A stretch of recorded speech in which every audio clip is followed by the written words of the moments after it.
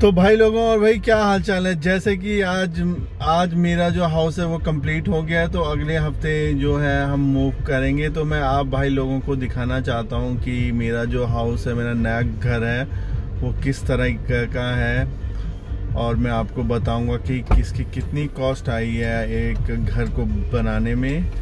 तो चलो मैं आपको दिखाता हूँ मेरा जो नया घर है और जो मेरा नया हाउस है।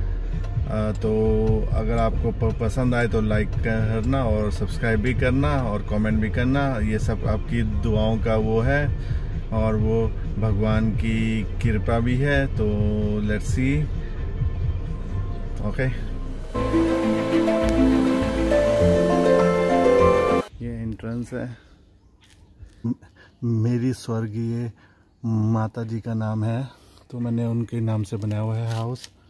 और गणेश जी का डोर है। तो चलो आपको दिखाता हूँ इनसाइड क्या है। लॉक,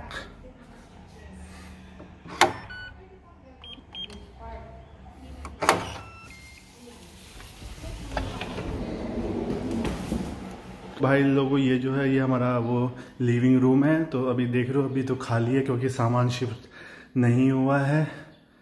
तो और थोड़ा सा लिविंग रूम के साथ ही जो है वो हमने रखा हुआ है डाइनिंग रूम।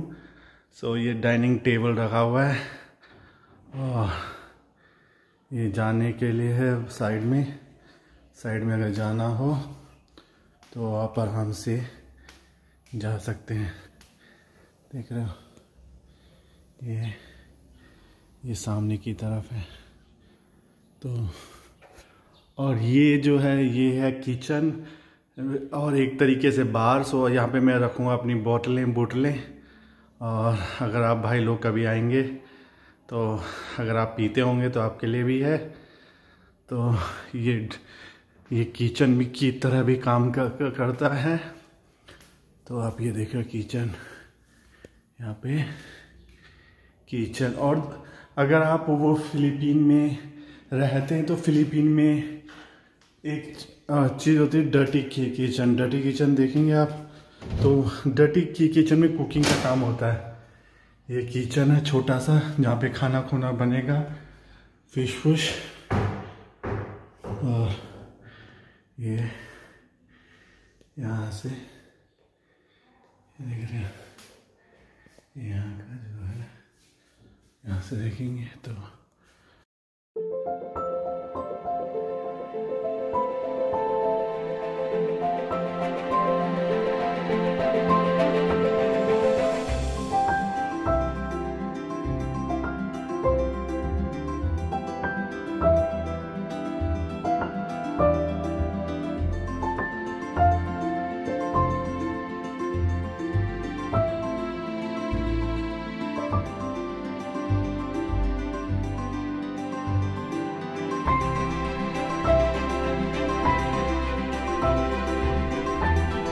भाई लोगों मैंने आपको अपने घर का टूर दिखाया। तो ये अभी बन के तैयार हो चुका है। तो next week we will shift. तो एक्चुअली इस घर की जो कॉस्ट है वो है 45 लाख इन इंडियन रुपीस। और इसमें जो 50 से 60 जो % मैंने कैश और बाकी जो है बैंक लोन। यहाँ पे फिलीपीन में क्या कि जो लोग हैं ज़्यादातर जो है उनको कंजेस्टेड हाउसेज में रहते हैं, स्मॉल हाउसेज में। बहुत से जिनके पास ज़्यादा ज़मीन है या जिनके पास ज़्यादा पैसा है वो लोग जो है बनाते हैं हाउस बड़ा खुला। अदरवाइज आप कहीं भी जाएंगे तो आपको जो फिलीपीन में जो घर है वो कंजेस्टेड मिलेंगे। स्पेशली यहाँ पे जो बैंक लोन है वो बहुत हार्ड है। और ये भी है बहुत से रिक्वायरमेंट्स हैं और बहुत से थिंग है। अनलाइक इंडिया में जो है जो नक्शा है उसको क्लियर ईजियर हो गया, बट यहाँ पे बहुत सी रिक्वायरमेंट है, फॉर्मेलिटीज़ हैं। और बैंक भी जो लोन आसानी से नहीं मिलता है। तो बैंक जो है सबसे पहले तो आपकी जो पेमेंट स्लिप जो सैलरी स्लिप होगी बिजनेस वो होगा तो उसकी ITR वो रिटर्न और पेपर्स चेक होते हैं, आपकी इनकम देखी जाती है। उसके बाद जाके जो है आपकी ज़मीन की जो कॉस्ट है वो देखी जाती है। और उसके बाद भी जो आपको लोन में मिलता है वो ज़मीन के हिसाब से पूरा नहीं मिलता है। मतलब ज़मीन की अगर कॉस्ट 25 लाख होगी तो आपको 20 लाख तक लोन मिलेगा। और जो लोन मिलता है वो भी इंस्टॉलमेंट में मिलता है। ये नहीं कि फ़र्स्ट टाइम आपने अप्लाई किया और आपको फ़र्स्ट टाइम ही आपको जो लोन की पेमेंट है वो मिल जाएगी। नहीं, वहाँ पे क्या होता है, यहाँ पे क्या होता है कि प्रतिशत डिसाइड होता है। जैसे कि आपका काम जो हाउस का काम है 25% पूरा हो गया तो वो आपको 25% लोन और देंगे। उसके बाद उस हिसाब से वो उनके पास जब आपका लोन अप्रूव हो जाता है तो उसमें दिया होता है कि कितने प्रतिशत में आप फर्स्ट इंस्टॉलमेंट जो है वो बड़ी होती है, बट अदर इंस्टॉलमेंट जो होती है वो काम के हिसाब से होती है। तो अगर आपको फिलीपीन में बनाना है घर तो कम से कम 50% जो है आपके पास होना चाहिए कि आपका घर जो है रुके ना, काम चलता रहे। तो ये सब है। और जो है कि यहाँ पे जो लोन की जो बैंक की जो फीस होती है वो भी बहुत ज़्यादा ही होती है। मतलब फर्स्ट में तो अगर जैसे आपका लोन 20 लाख का है तो 1 लाख रुपया तो आपको बैंक की फ़ीस ही देनी होगी।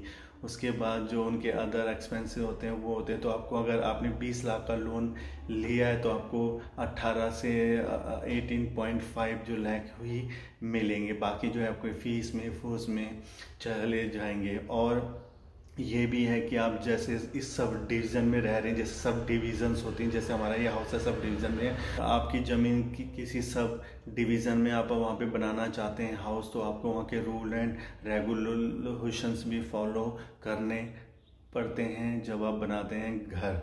और उसके साथ ही उनके भी कोई बॉन्ड होते हैं कि जो आपको डिपॉजिट करने होते हैं, जैसे कि 40,000 35,000 तो वो आपको जब आपका हाउस कंप्लीट हो जाता है मिल जाते हैं। बट उनके भी कुछ होते हैं रिक्वायरमेंट्स, वो भी आपको देखनी होती है। उसके बाद जो होता है आपके पास हाउस इंश्योरेंस भी यहाँ पे बहुत बड़ी चीज़ है। जैसे अगर आप बैंक के लिए लोन अप्लाई कर रहे हैं तो आपको आपके जो हाउस की इंश्योरेंस भी खरीदनी होगी, जिसकी कॉस्ट आती है 1 साल की 40 से 60 हज़ार रुपये तक आती है साल। तो जैसे जब तक आपका बैंक का लोन है तब तक आपकी वो जो हाउस इंश्योरेंस होनी चाहिए।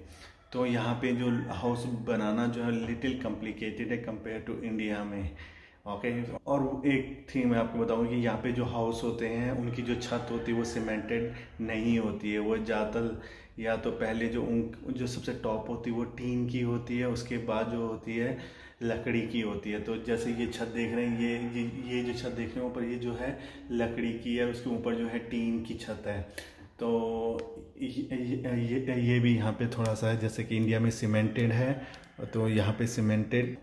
तो ये देखिए बाहर देख रहे हैं ऊपर जो छत है वो उन्होंने सीमेंट के वो सीमेंटेड नहीं है, वो है एक्चुअली ये देख रहे हैं वो टीन की है। बट टीन के ऊपर जो उन्होंने सीमेंट की ब्रिक्स लगाई हुई है, टाइल्स अगर आप लगाना चाहें। कि इंडिया में होता है कि लेंटर होता है, यहाँ पे लेंटर नहीं होता है। तो ये सब है। बट जैसा मैंने कहा कि मोस्टली जो फिलिपिनोज है लाइक 50 to 60% फिलिपिनोज है वो बहुत ही कंजेस्टेड हाउस में रहते हैं और छोटे हाउसेस में रहते हैं कंपेयर टू जो मेरा जो हाउस है। मैंने 11 साल की मेहनत के बाद जो मेरी वाइफ ने मैंने पैसे बना के या सोच समझ के जो भी हम दोनों ने जॉब किए तो इसलिए 11 साल लगे। इस तरीके का हाउस तो टाइम लगता है, बट अगर आपका पार्टनर और आप दोनों हार्ड वर्क हैं तो फिलीपीन में सेटल होना इतना मुश्किल भी नहीं है। बट ये है कि अपना डिसीज़न लीजिए और हर काम को स्टेप बाय कीजिए। तो आई होप कि आपको मेरा जो ये हाउस पसंद आया होगा। और मैं आशा करता हूँ कि अगर आप आएंगे यहाँ पे और आप सेटल होना चाहते हैं, शादी करना चाहते हैं तो एक दिन आप भी अपना एक घर बनाएंगे। तो दोस्तों अगर आपको मेरा ये वीडियो पसंद आया होगा, like my video and subscribe my channel. Have a good day and enjoy. Thank you.